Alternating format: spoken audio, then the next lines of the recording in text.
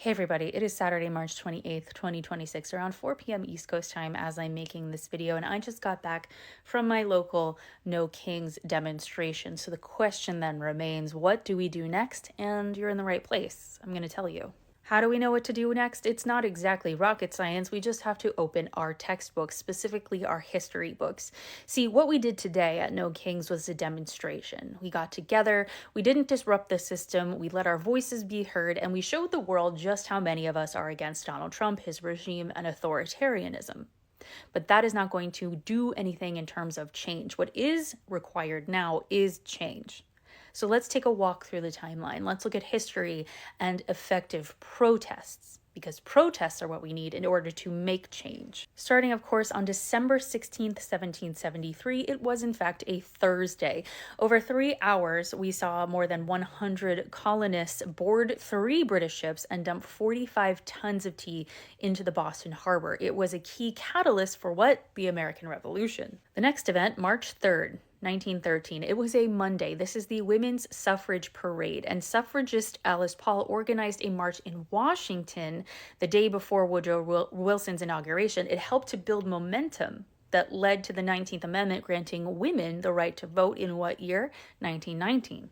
April 5th, 1911, the Triangle Shirtwaist Funeral March. It happens on what day of the week? A Wednesday. See, the Triangle Shirtwaist Factory set fire on March 25th, 1911, and it was the deadliest industrial disaster in New York City's history.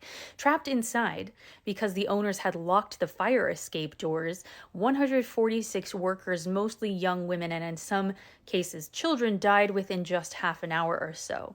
The following week, this happened. Nearly 400,000 people gathered for the mass funeral of the victims, completely filling the streets of New York. There was no music nor any sound at all. The marchers wanted the silence for their protest to be heard. Powerful statement.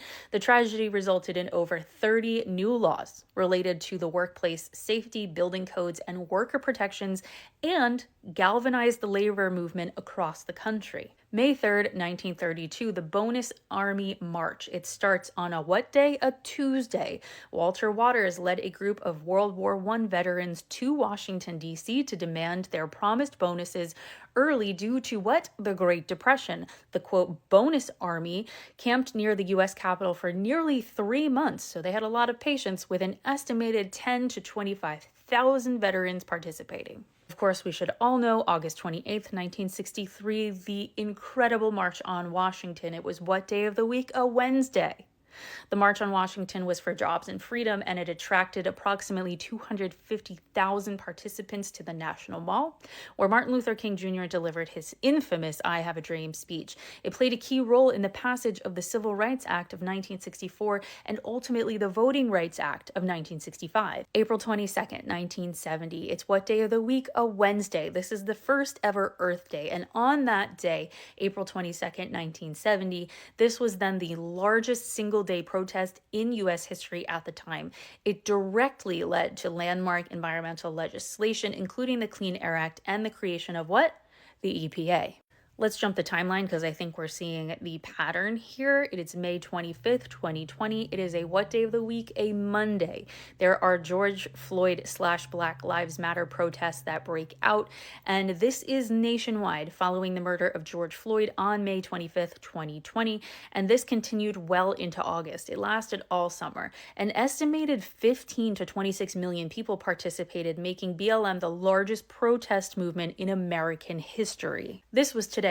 Grab them by the midterms. We're getting tons of awareness out there. We see how many people are against this, but we now have to organize to disrupt the system, and that is why I'm proposing, if we are going to keep following in line with No Kings, that they in fact move their next protest to be a weekday.